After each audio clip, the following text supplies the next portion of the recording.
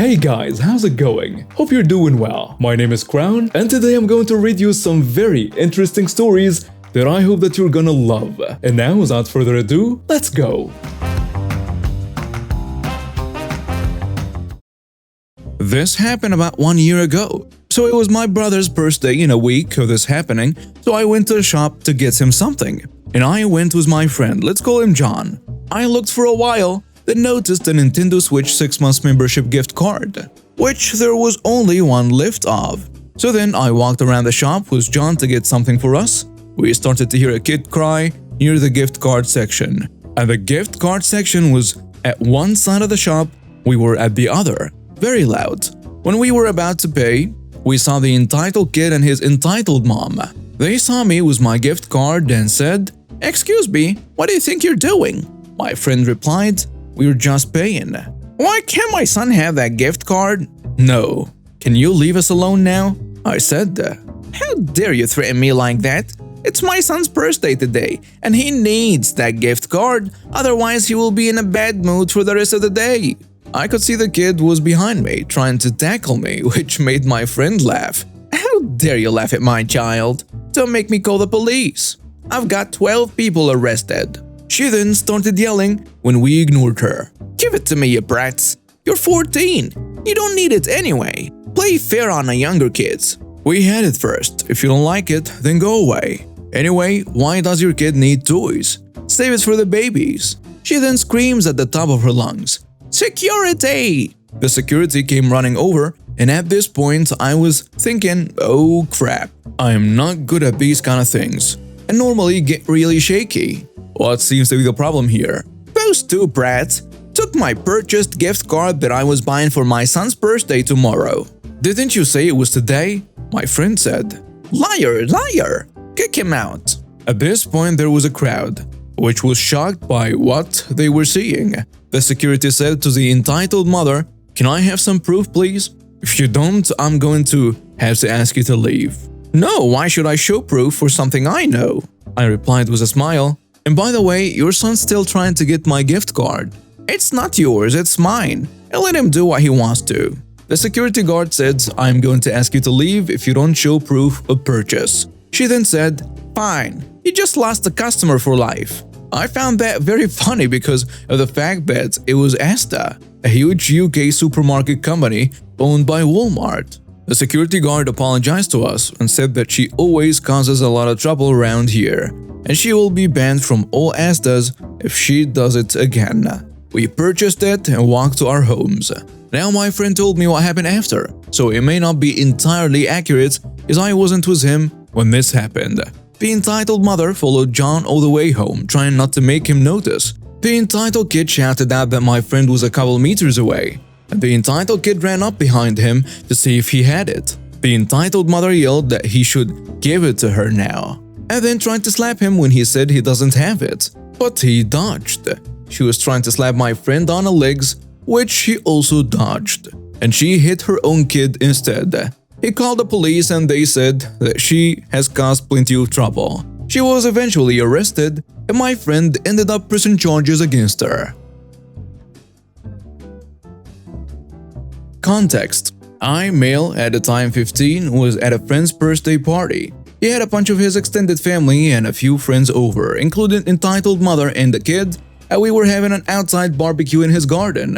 This took place about 5 years ago. The cast: the entitled mother, one of my friend's mom's cousins, the entitled kid, the entitled mother's precious little angel, a spoiled little brat, aged 6. C, my friend, 15 male, me 15 male, fresh from an hour-long walk due to not being able to get a lift. The story: I arrived about 20 minutes late to the party due to walking from my house and underestimating how long it would take. I was greeted by my friend at the gate in a typical semi-awkward man hug of teenage males. I was invited for a cold can of Coke and a sit-down after walking an hour to be there. As me and my friend were chatting, the entitled mother was standing nearby, speaking very loudly. "Well, if that's C's best friend, why is he so late? And look at the way he's dressed. That boy is just plain poor." For context, I was wearing a slightly baggy blue t-shirt and pale brown/khaki cargo shorts with white non-branded trainers. My friend then says to her, he's late because even though his dad is at work and his mom's car is in the garage, he still wanted to be here, so he walked from his house to be with me for my birthday. And just cause he's not wearing the fanciest clothes doesn't mean he's poor. It's roasting, and he was walking. He wore clothes that would be comfy. My friend then turned to me and we went to the other end of the garden where a few of our mutual friends were hanging out. I thanked them for sticking up for me and assumed that was it. But boy oh boy, we were in for a surprise. Not 10 minutes later, the entitled kid comes charging over and starts shouting and slapping at me. At first I just tried to ignore him, but after about 5 minutes of constant annoyance, I politely asked him to stop hitting me and to go back to his parents. But my mommy said I could play rough with you.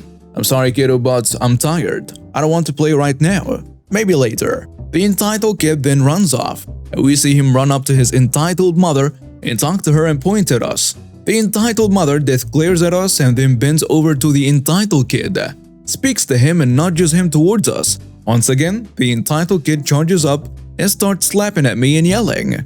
This time on his 5th or 6th slap, I block it and grab his wrist gently, then tell him, please stop hitting me, it hurts, and I don't want to play. My friend takes his hand and we all go to the entitled mother, and my friend says, hey lady, stop telling your kid to smack my friend please, it's hurting him.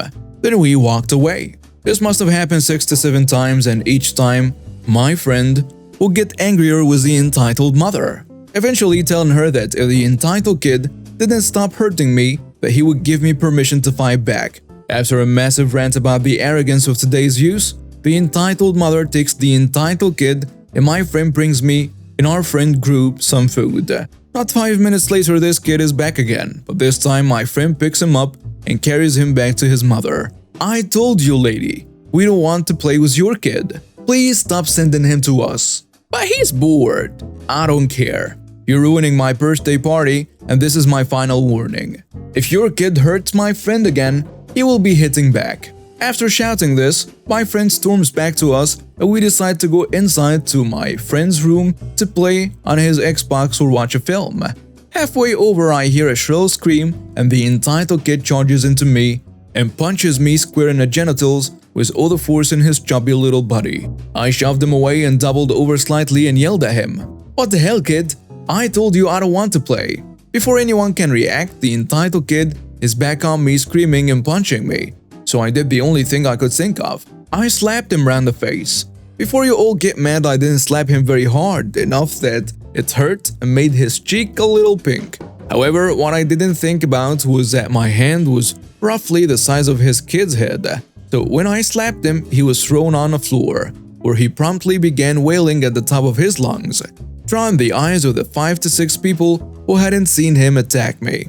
The entitled mother storms over and begins screaming about assaulting a child and how you'll pay for this, and how he was just playing and so on. When she paused to take a breath, my friend stepped forward.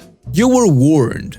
Your horrific brat has been hitting my friend despite being asked many times not to." The entitled kid attacked him for no reason, so my friend defended himself. "This is your fault. You've ruined my birthday." My friend then leads me inside for an ice pack and my friend's parents send everyone home. I feel I need to tell you off because you shouldn't have smacked that kid, but in your position, I'd have knocked the little piece of crap heads off long before. So in the future, just try to avoid him, okay? I agreed and apologized and everything was cool. The entitled mother wasn't invited to any other family event involving my friend. So all in all, a good ending. This is all from memory bases on the ramblings of a drunk retiring lawyer about 30 years ago. So I started work in the 90s on the shop floor of a pipe-making factory. I made a few friends in the office. So one year at our end-of-year breakup party, I overheard a story from the corporate lawyer who was retiring on the same day. Someone asked what his most memorable case was. This guy was gray. Gray hair, gray skin, gray clothing, gray manners. Nothing distinctive about him at all. In fact, at the annual company party known for drinking, this guy was always sober. But not at that night. He was a contracts lawyer, never tried a case. Just proved contracts all day, as far as I know. He's probably dead by now along with most people in this story, but no company names, as those entities live forever. So we made pipe. Plastic pipe, water supply, sewer, electrical, and telecommunications dust. We were the second biggest in the market and would swap contracts with the biggest manufacturer as we both bid on supplying the big players in the market. In our jurisdiction, we had a government communication department which got sold off and became Big Telecom along with deregulation of the sector. We supplied green ducting for telecommunications to Big Telco, lost the contract to the competition, gained it back, and so on, and life went on. One day a new international company entered our market and started cutting Big Telco. Let's call them OK Telco. So as things go, we lost the Big Telco contract, but picked up the OK Telco contract, which was bigger as they had to establish an entire network from scratch. Yes. This is where Mr. Gray enters the story. He is a contracts lawyer, not a criminal law or other specialty, but contract.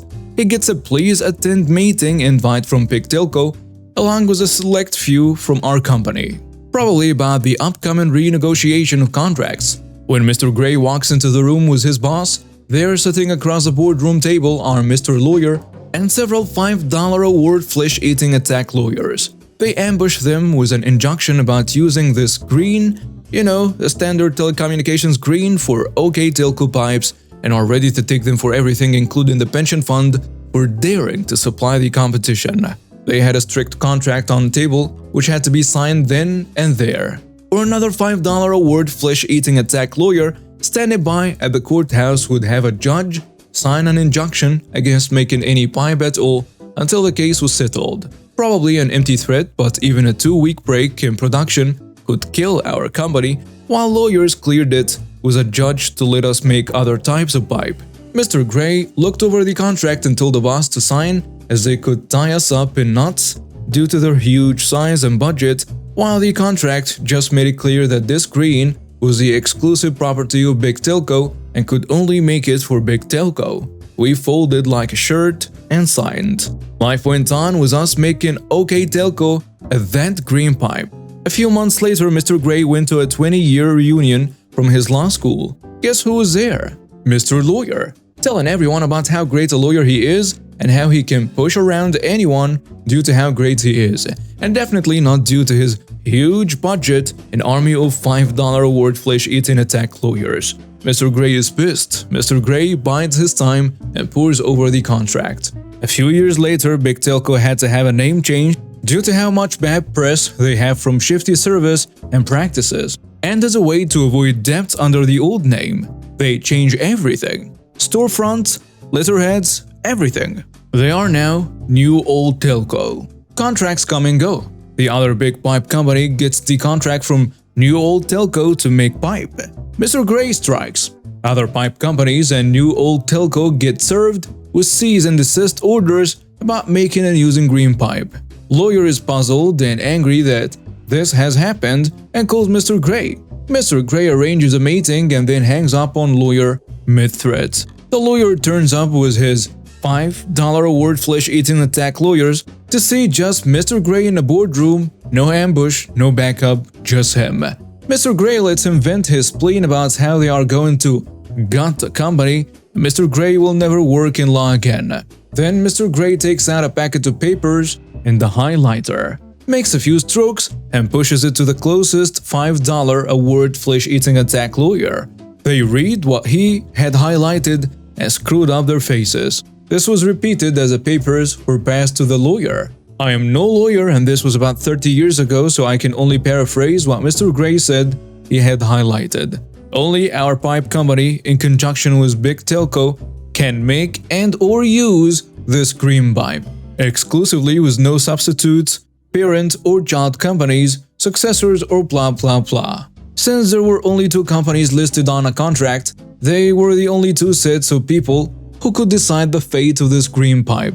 The lawyer said that they could claim ownership of the pipe color since they were, in effect, just a rebranded Big Telco. Mr. Gray pointed out that the admission would cause all their avoided debts to come home with interest, along with an admission of guilt in trying to prevent the course of justice.